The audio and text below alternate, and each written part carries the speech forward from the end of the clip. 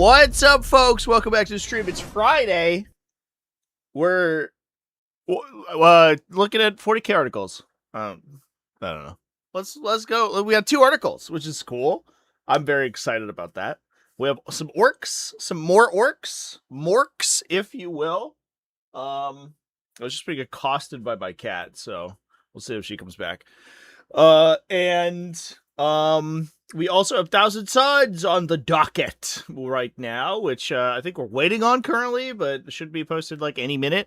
But in the meantime, we can talk about orcs because a bunch of character data sheets were just dropped, which is sick. I'm excited about that. And that's what we're going to look at first. Here they are. Look at these guys. Now, first of all, we do see a couple of trends, which I'm interested about. So this is characters. We have the characters from the new Armageddon boxed set. And I think there's a couple cool takeaways. Well, the first one I'm a little bit interested in. And that is this War Boss datasheets. Now, one thing to notice is that this is not a War Boss with Big Choppa, or War Boss with Custom Choppa, or War Boss with whatever. This is the regular War Boss's datasheets, right? So, I'm curious to see if there will be more datasheets for War Bosses that have things like Power Claws in them, because this guy doesn't. Although he has a very similar profile. I guess we can like compare it to the existing War Boss profile. And you can compare and contrast, I guess. He does have the existing War Boss has a 4 attack Power Claw, and this guy's a 6 attack Custom Choppa, which is gains 2 or loses 2 strength but gains +1 weapon skill. However, you do not need +1 weapon skill because the other thing that we see is that this War Boss it's a baked in +1 to hit. So this unit's melee weapons have +1 to hit permanently, and that's an implementation of the new and improved leadership rules, which they have indicated, and what I expect to see is that most of, if not all of the leadership abilities in the game will be eroded to this verbiage as we move into the start of the new edition, which hopefully will be awesome. However, that means he hits on a 1, which obviously we don't do. So he just ignores the hit modifier, essentially. So you don't really need the +1 weapon skill that much. The Custom Chopper does have more attacks. It does have Cleave 1, which is kind of cool. But losing that strength is kind of a big deal. So I'm curious to see how they implement other weapon profiles, because obviously there are a bunch of different kinds of War Bosses. And we'll just have to see. I don't know. We'll just have to see. I do think it is like funny comparing this to like the Big Choppa profile in the existing War Boss, which is just fucking so much strictly worse. He's also missing his squig. He doesn't have the attack squig. Unacceptable. Truly, truly dire situation here, chat. We also have this new guy, the Big Boss, who's like a little baby War Boss. I guess I'm interested in whether or not these guys are like support characters, but I guess it would say in the leader ability. Although in the past, boys have had the ability to dual attach, I believe.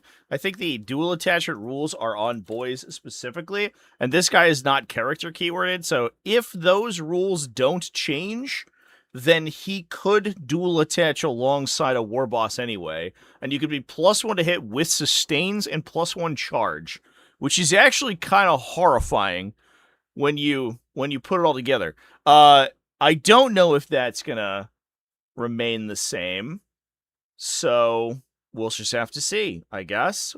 If that is the case, I think that there is the potential for some kind of units to just go fucking apeshit.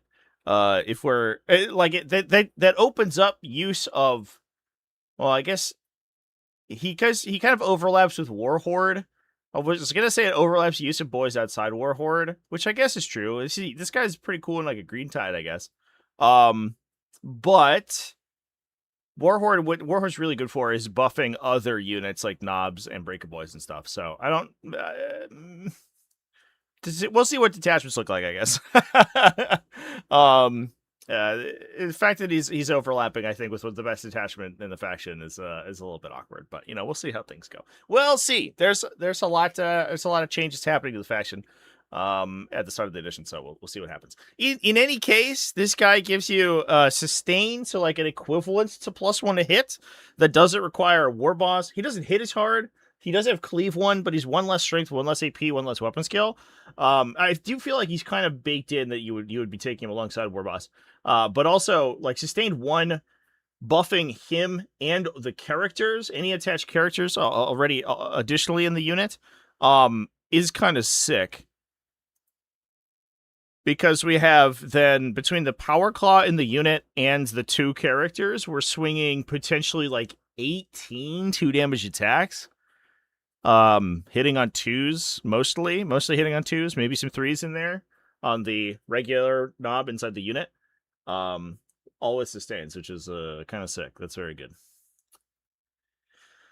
Don't think boys will keep the ability? Yeah, we'll see.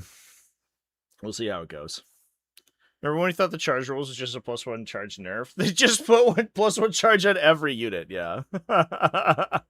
There's like the potential too that you could take these guys with like another charge buffing unit. There's like the teleport Big Mac, and you could duel both those together and go pretty fast. That'd be kind of neat. I doubt that. If assuming boys are able to keep the ability to attach 2 units, we'll see.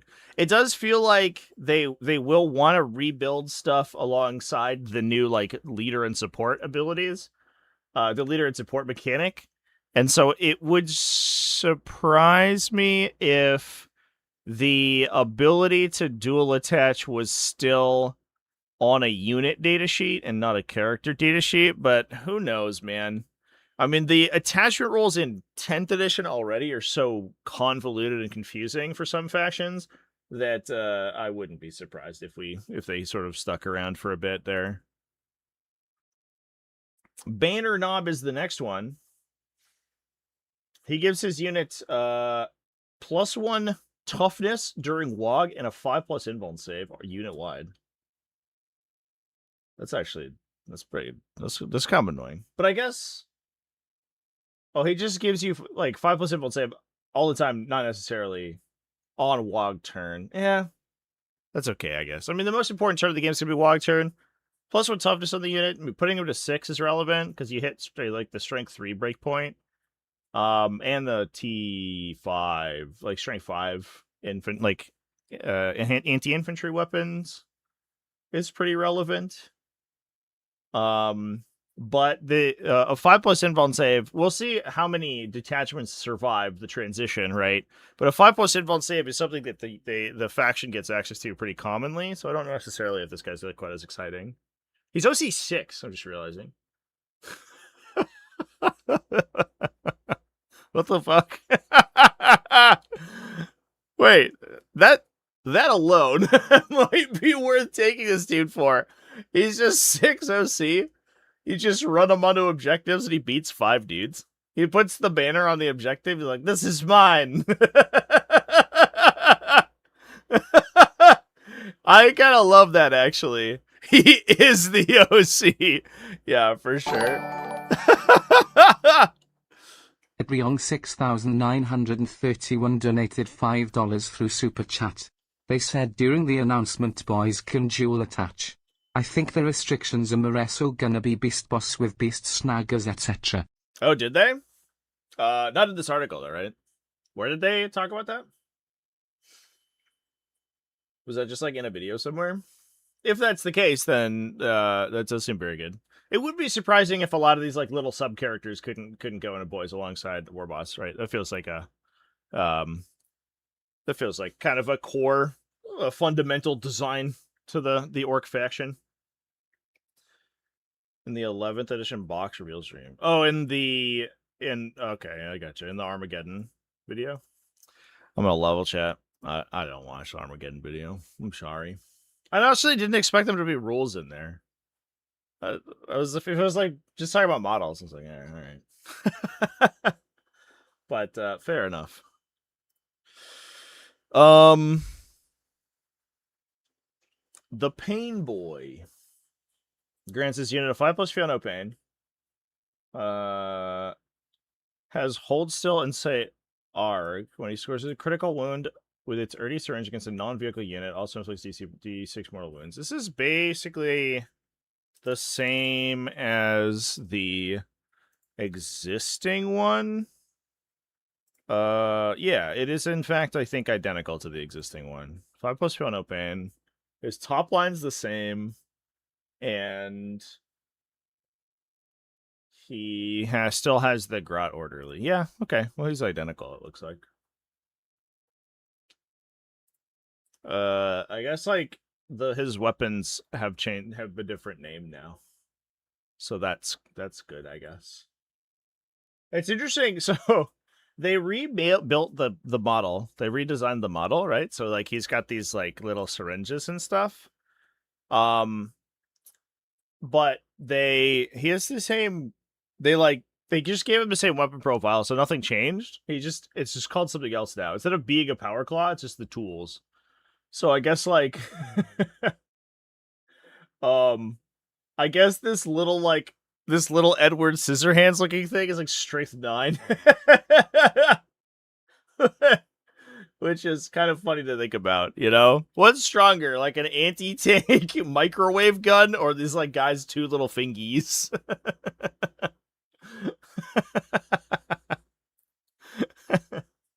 I like that. I like that implication quite a bit. We also have the Weird Boy, which is the same. Looks like as the other one. Is Ed Banger, which increases in strength and damage the more guys are in the unit. Which is, I think, the case already, and he can strategic reserve your guys. On by rolling. A little psychic power. I do not like the 2+ psychic powers. I'm very vocal about that. It is sad to me that this mechanic is remaining in the game. The 2+ to do cool things. Just fucking make it automatic, dude. Make it automatic, but on a 1 you take damage. I don't like that you take damage and also don't get your ability, and also it's not rerollable. No redundancy sucks. If you didn't save your command points for it to reroll and then you use it and you get fucked, sure. But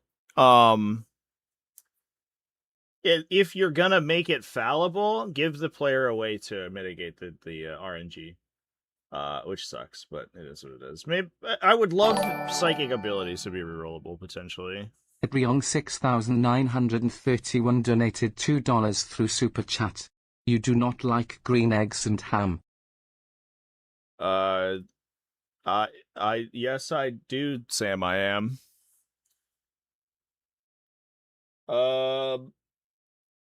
Cool. Well, there's the orc characters. I mean, I guess the sub characters here are not very exciting. The banner, this banner not being OC6 is like sending me. I'm we'll have to see like points values, but I'm sure there's utility for that, right? But I guess it's probably him or 5 Storm Boys, which is like by themselves OC5 and also move 12. So it's probably not that helpful. Unless this dude's like 30 points or something. But we'll see. I mean, OC6 is kind of fucking wild, dude. That out OC's that's like an Arbinger, right? It's like 150 point battle line like vehicle. That's out OC's any greater demon.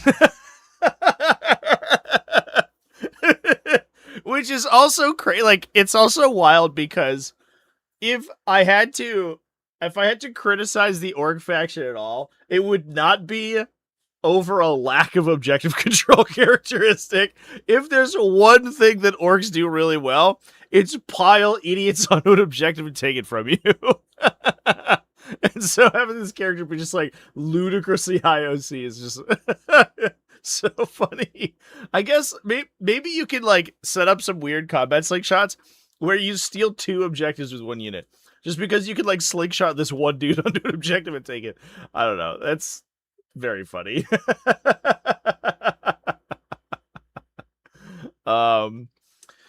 Good stuff, chat. Good stuff.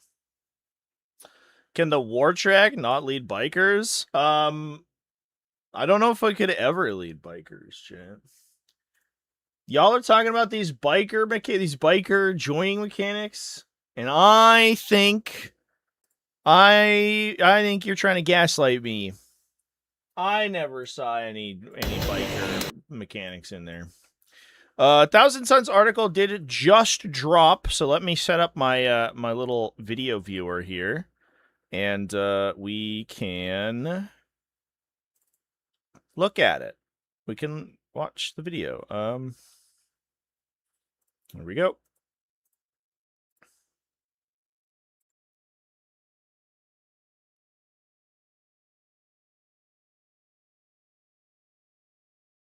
Did I hear rumors of an Emperor's Children biker character? Is the Doom Rider back? Has he returned at long last in our hour of need? All right, we're gonna go to 1 minute and 5 seconds on the video. I have a suspicion. I'm gonna say I think that's where the content ends up starting. It was in the article. Listen, chat.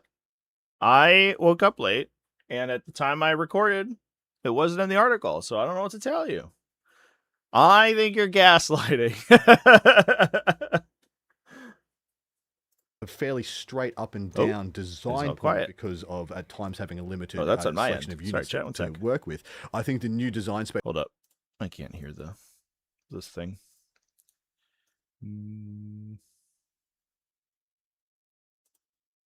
We have full list construction, that being with the detachment points, is really going to let some of the get 3 new 1 minute extra 30. dynamics onto They're the getting longer, Chad. 1000 Suns play range. Great stuff. Well, let's have a look at 3 new detachments. Let's have a look at what 3 they're new going to bring to the detachments, 1000 Tim. Suns. We're going to start off with Ritual of Regeneration, and this is a detachment that's all about healing your units and really triggers off your 1000 Suns Psychers, which is a lot of units in your army. Yeah, so once per turn per unit, when a friendly 1000 Suns Psyker unit... shit, this rules. This is really cool. that isn't a monster, so exclusively saying not Magnus, successfully manifests a ritual, they will heal D3 wounds. And we know when you fail to manifest a ritual, you will take wounds on your unit. Alright, so when you overcharge and you flub it, so when you push a ritual...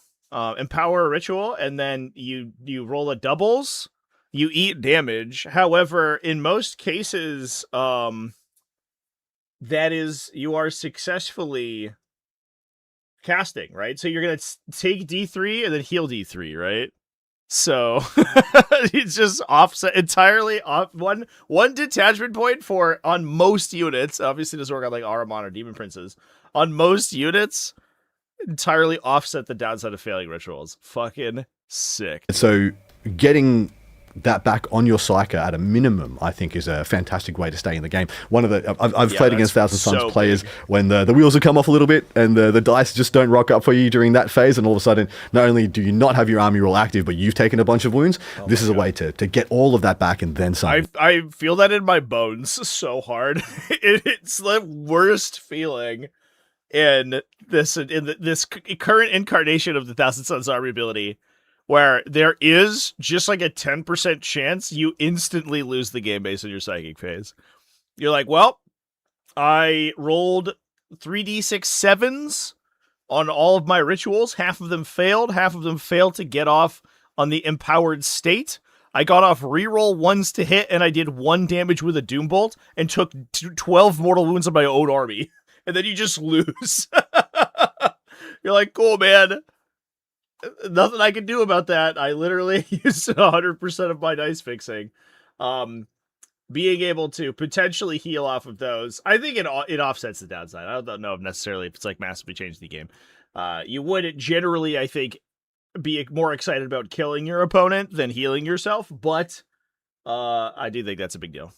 In the following turns. It's also important to note, of course, I'm sure they'll mention this in the video, but that the new healing mechanic does regenerate whole models. So this works like reanimation protocol. So this isn't just like, oh, your sorcerer took 2 and he can heal that 2. You can regenerate rubric marines back to your unit with this, which is awesome.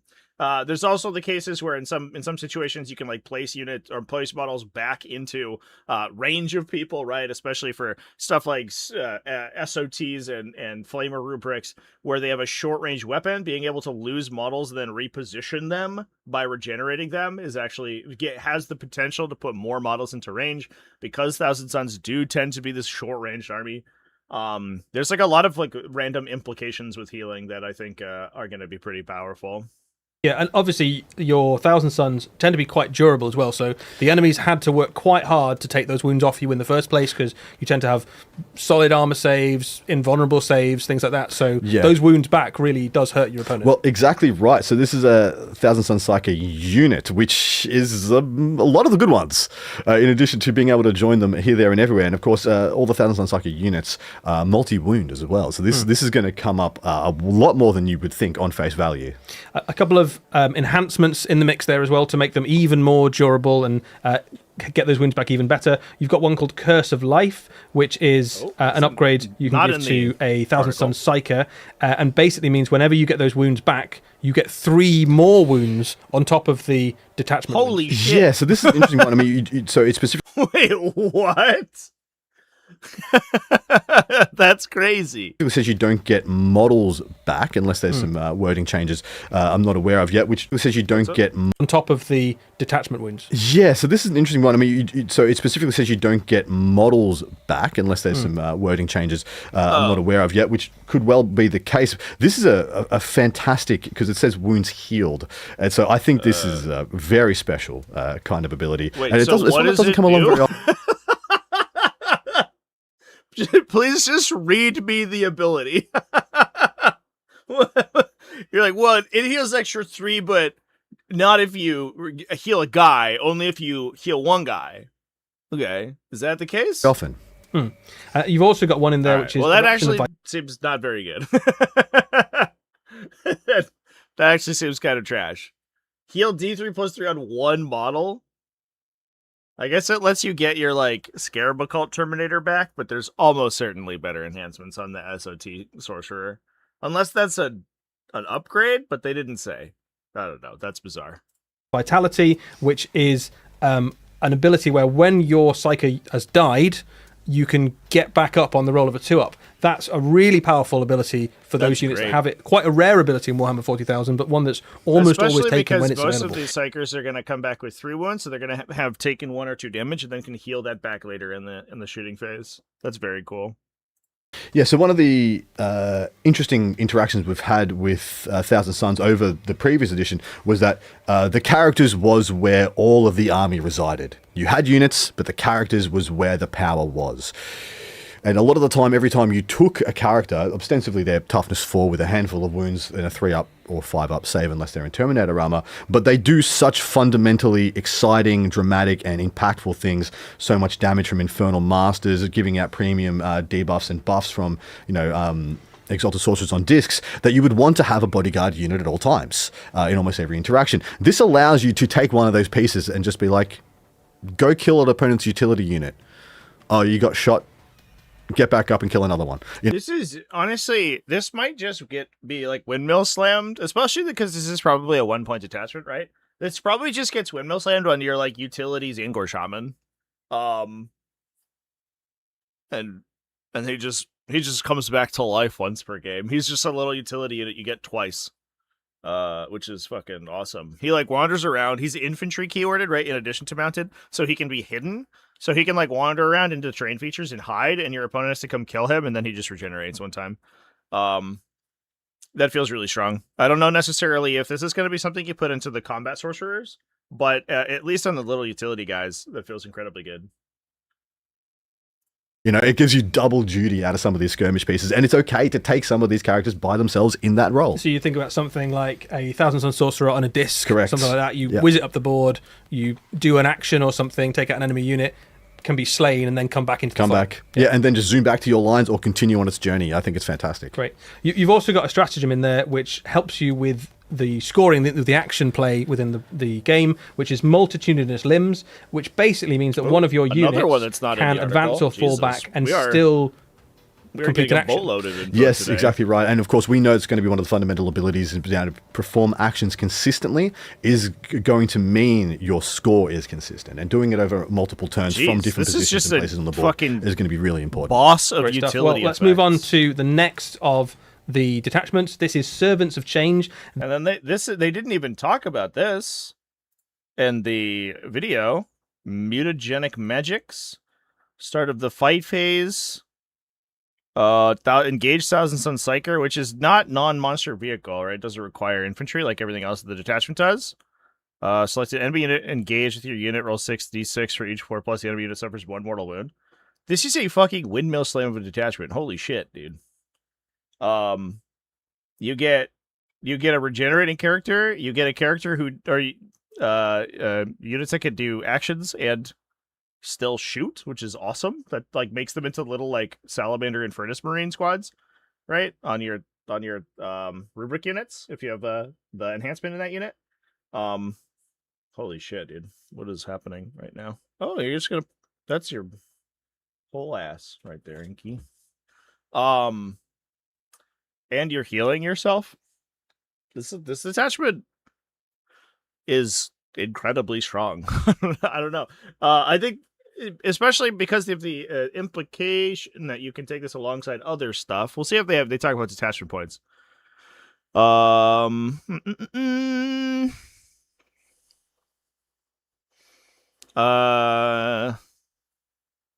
A low detachment point investment. They don't talk about these being 1 detachment point. I guess I would be surprised if this was 2. It would probably not be that good if it was 2, but it does feel like it might be. Is it too strong at 1? It gives you mortal wounds in the fight phase and potentially in your opponent's fight phase, and it gives you regeneration, and it gives you like a bunch of utility abilities.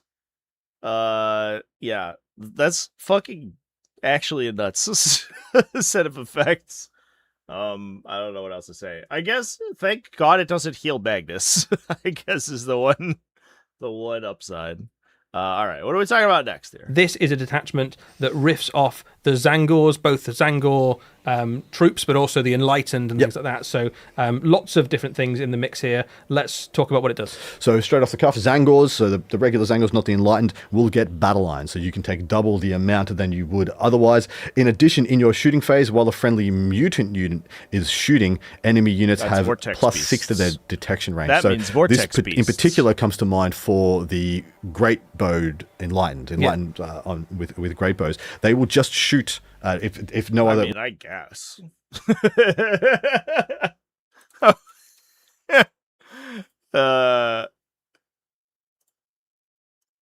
Sure. Yeah, it could be the Great Bow guys, or it could be this fucking guy. I don't know.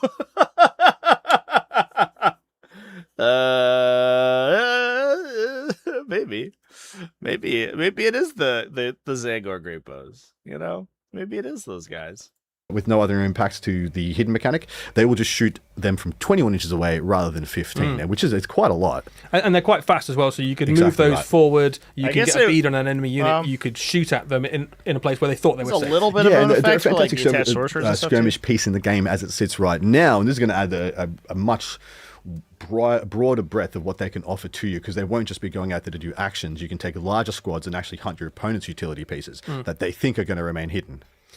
Moving on to some of the enhancements. One of these is an upgrade for a spawn unit, and you seemed quite excited about this. Yes, go the spawn.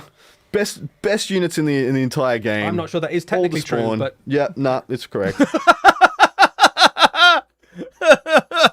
Spawn are the best unit of the game. I'm not sure that's technically true.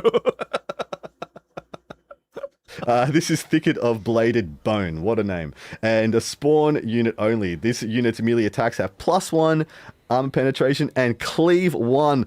blast on my spawn, baby, in combat. I'm here for it. So basically, that spawn unit is going to get that's more cute. attacks against a larger enemy unit in much the same way that a blast weapon would into a large unit. So it makes it very good at clearing enemy infantry, orc boys, guardsmen, guardians, that sort of thing. And so clearing larger squads is something that at times, outside of Magnus, of course, and who can do anything, and larger units of Scarab Occult Terminators, the horde clear portion of 1,000 Suns has been a little restricted at times. And so I think this is awesome. You just get 2 spawn, run them into the orc boys, and just see how many is. Has it been? Is that true? Is that true, chat? This is a faction whose basic battle line infantry have flamers. Like AP1 full reroll flamers. I don't know if 1,000 Suns have had a tough time clearing hordes. I certainly watched them kill like 200 crew one time. That was pretty cool. And they didn't even break a sweat, really. This is a cute ability. I don't know if I'm that excited about it. I don't know if I'm like going into Chaos Spawn and being like, these guys are gonna sweep infantry now on my 4+ weapon skill random attack weapon. Like, I don't know. +1 AP is relevant. It's good for like knocking 4+ save utility. That's like pretty nice. So Space Marine Scouts and stuff gives you more consistency there.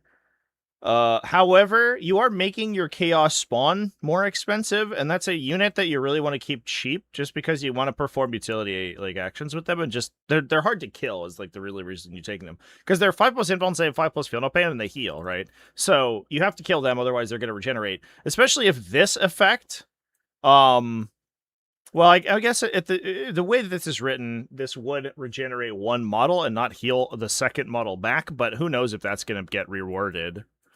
I doubt it, actually. That would be kind of wild if this Chaos Spawn regenerated back to full. But in any case, this is a unit that's like annoying to kill and can just like wander around and do utility stuff, right? That's like why you play them. So I don't know if I want to spend a ton of points making them do a lot of damage. If this is like a 5-point upgrade, maybe, but not for more than that, I think. Take with you. And Spawn, their basic combat attacks are still fairly good, actually. So just having extra attacks is great, even into things like Space Marines. Absolutely right. You know, they get D6+ attacks each, and then you add cleave onto that for the pseudo blast. Really cool enhancement. Yeah. And then last up, we've got Prismic Displacement for this detachment. This is a stratagem that effectively allows your Zangor units to either have assault on their weapons or to be able to advance and to charge. Yeah, so infantry and mounted mutant. This is quite a good, like I said, this is more getting into the goodness for the Great Bode or non-Great Bode Enlightened, and really allowing them to activate depending on which one you took. It's also just advance and charge or fall back and charge for 20-mans is kind of huge. I like that this is a good way to dramatically improve the lot of like infantry Zangors without necessarily needing to go all into the like big wild mutant detachments. If this is a 1 detachment point detachment that just gives you advance and charge and battle line on your like foot Zangors, I could see a lot of compositions just taking this. So they're like, I have 3 Zangor units and like 2 units of Chaos Spawn, and I can like make the Zangors advance and charge now. Probably just worth. Is it better than the regeneration detachment? I don't know. But it is just like more consistent utility.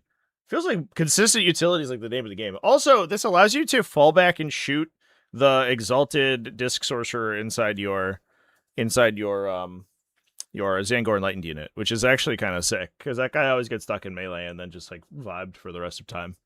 Being able to fall back and shoot with that is actually kind of amazing. Either side will have advantage shoot, but one of those doesn't really have much to offer in shooting, and the other one vice versa melee. Because this is a good stratagem to catch all. It doesn't matter which one you took on the discs with your Enlightened; they're both going to get something really good from this. It gives you quite a big threat range if you've got a large unit of Zangor, like threatening the middle objectives. They can all of a sudden run and clear threaten. Chat, there's nothing that implies that you're able to do actions after falling back here. So I think this looks like it still locks you from doing other stuff. But just being able to like throw relative, like not high OC, right? Because they're just OC1.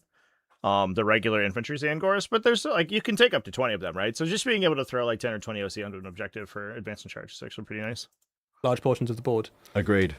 Right, so moving on, the last of the detachments we're going to look at is the Sekitar cohort. This is effectively looking at the Thousand Suns robots that accompany them, and fun. They can be bolstered with additional psychic abilities.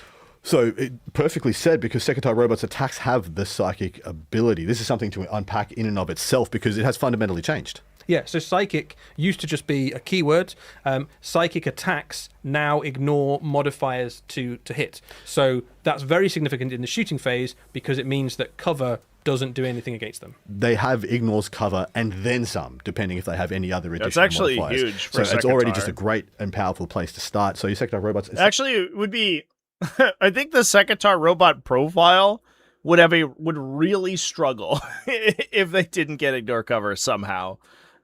Just because a lot of their utility is based around these missile launchers and potentially meltagun profiles if they're taking them instead of the melee weapon. And hitting on 5s is not really where you want to be if you're shooting at anything that's like partially behind a bush and suddenly you're -1 to hit, or you're -1 ballistic skill, and they go to ballistic skill 5. Having psychic, just naturally ignoring their -1 ballistic skill is kind of a big deal. And then it also improves your weapon skill in melee, which is basically awesome.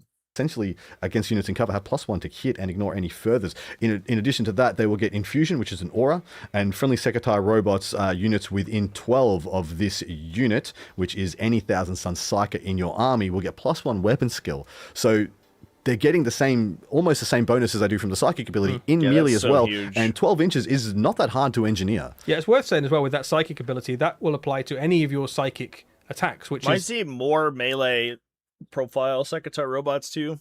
I know, like, generally speaking, the meltaguns look slightly better just for the chance that you convert the additional hit on shooting. But it does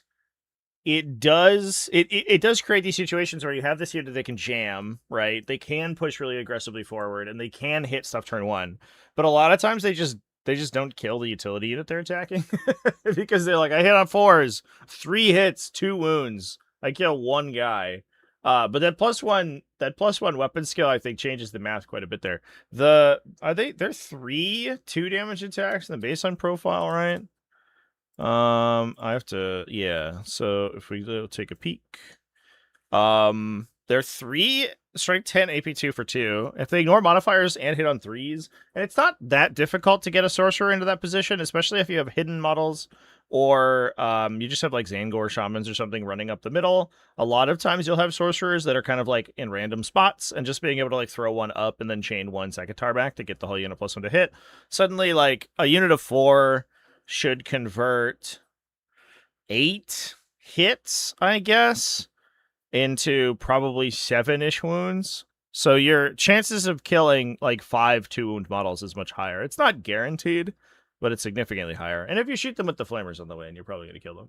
So the other thing too is like a lot of times you see them charge like random light vehicles. You know, I see the number of times I've seen Sekitar robots charge piranhas is very high, and the capacity to actually potentially kill the piranha is very nice. So we'll see. We'll see if that ends up edging out the meltagun profile. It still feels like it might require too much setup, and just getting +1 to hit on the strength 5 melee attack for like punching at light infantry is just fine. But in any case, I mean, it's a good ability, right? I feel like the ignore modifiers on your guns is like the reason you're taking this, and +1 to hit in melee is like sort of a bonus. A lot of the shooting attacks in the Thousand Suns force, so even things like Araman, Magnus, your sorcerers, all of their shooting attacks will ignore modifiers. You have ignore mod to build new ports. One of the enhancements is called Oculus Infernum. This is another boost to Sekitar robots. Yes, it is. So this is for a sorcerer, exalted sorcerer, only in your movement phase at the start or end of this unit's move. Sick. You can select 1 friendly Sekitar robots unit within 6 of this unit. That unit's ranged attacks have +1 ballistic skill. So not only are you ignoring the modifiers, you're now... Here's a question. If we play like Warpforged Cabal, does that...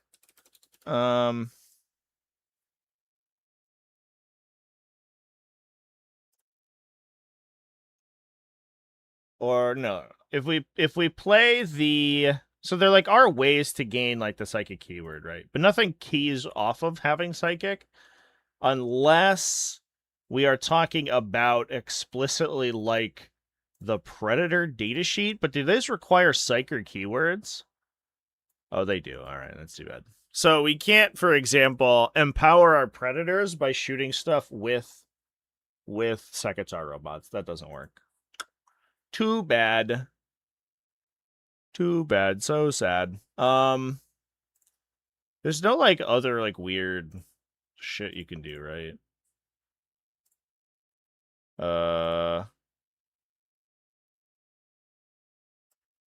I guess like if you're able to combo this with Grand Coven, it does make all the Sekitar robot attacks gain the Grand Coven doctrine bonuses.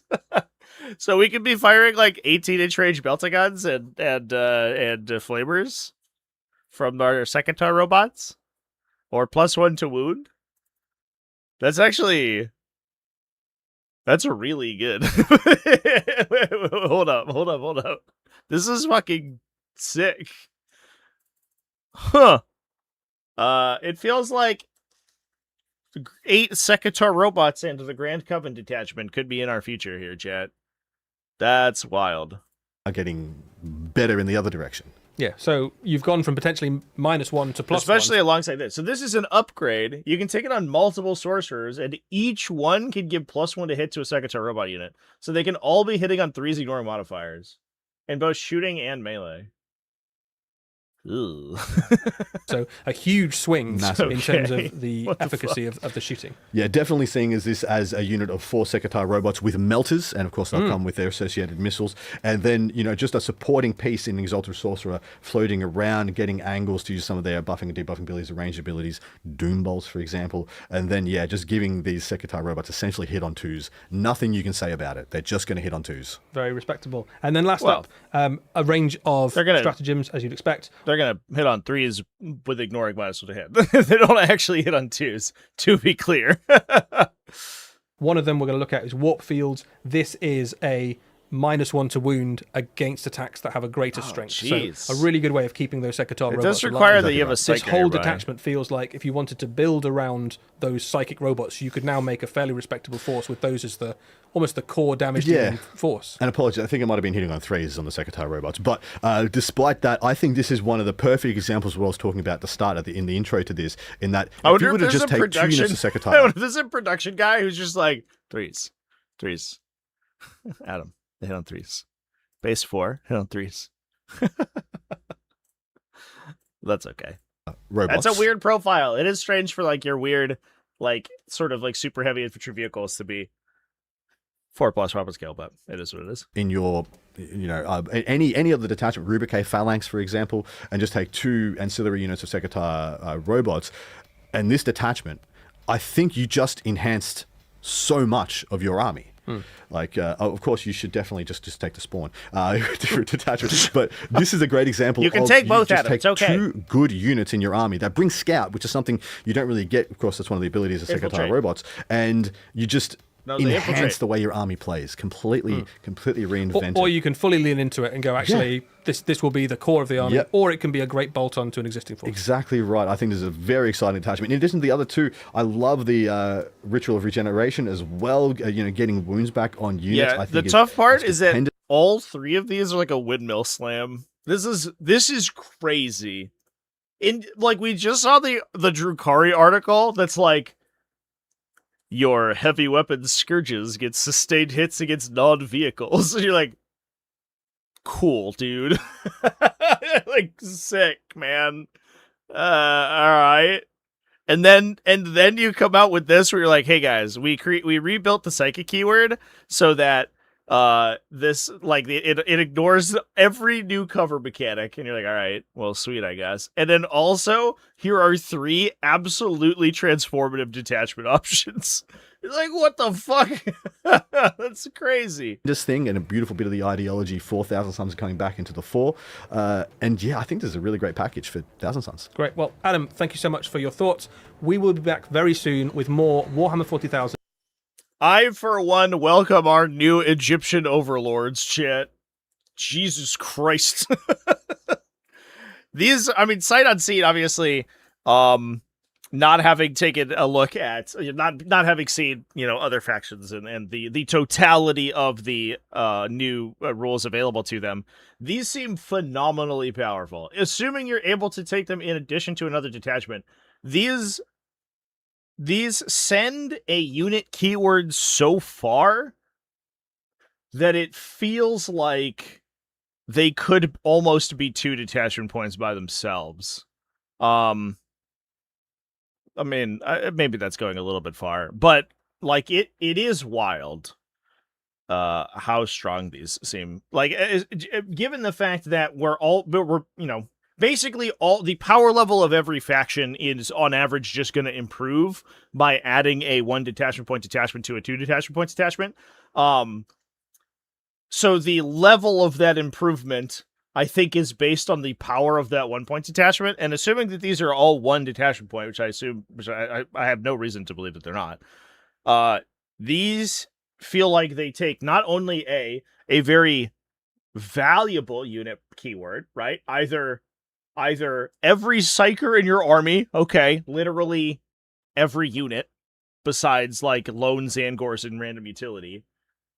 The strongest forward operator in the faction that most armies play 1 of, if not 2 already, or the strongest frontline unit. It's Mutalisk Vortex Beast, by the way. It's not Zangor Enlightened with Great Bows. It's Vortex Beasts, which still get played in triplicate. And every utility unit in the entire faction. It's not like we're buffing purgation squads, chat. We're not buffing a seldom played unit that we may be able to, upon stacking several effects together, bring to the point that they actually deal consistent damage. We're taking units that you already play on Moss in the army and then sending their power level through the roof. This is fucking wild, dude.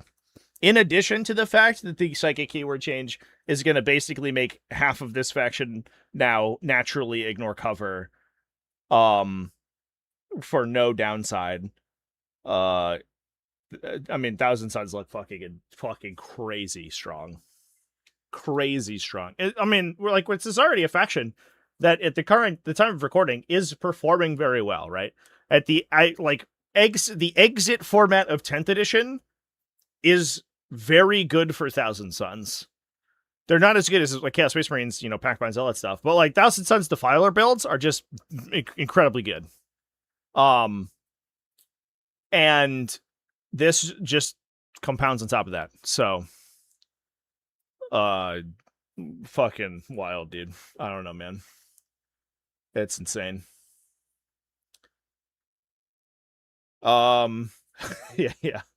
Yeah. The difference between the Thousand Suns and the Jakari detachments is like travesty. I mean, there is like the potential that there's a bunch of abilities they didn't talk about, right? Caveat. We haven't seen every single ability.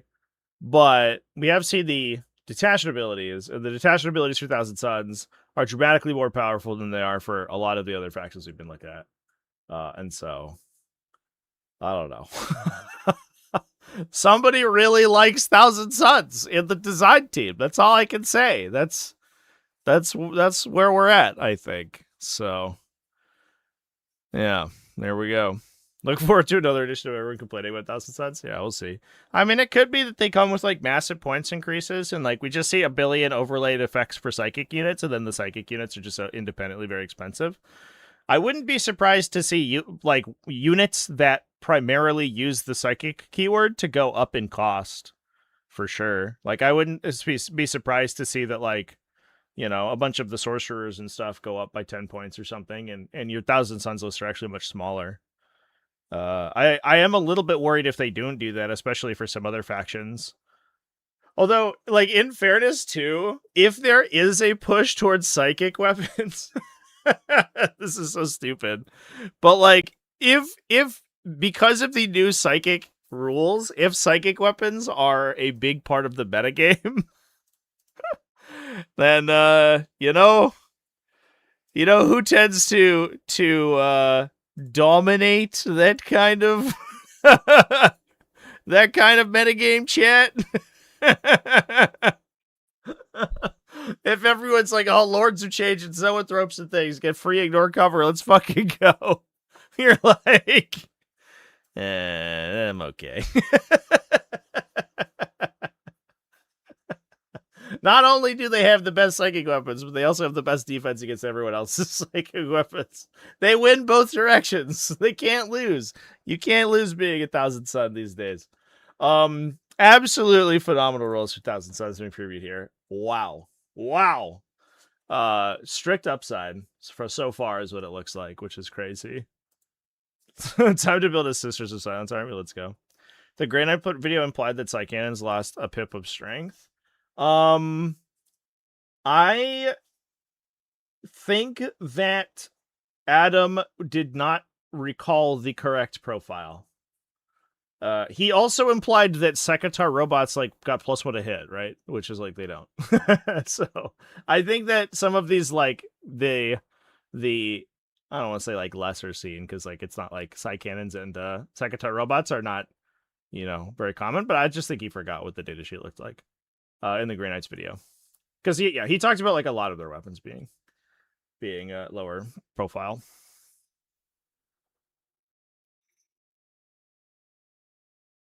Yeah, the article implied that with the +2 strength bonus from the Brigader Squad enhancement, they go to 10, right? Which means that they're the same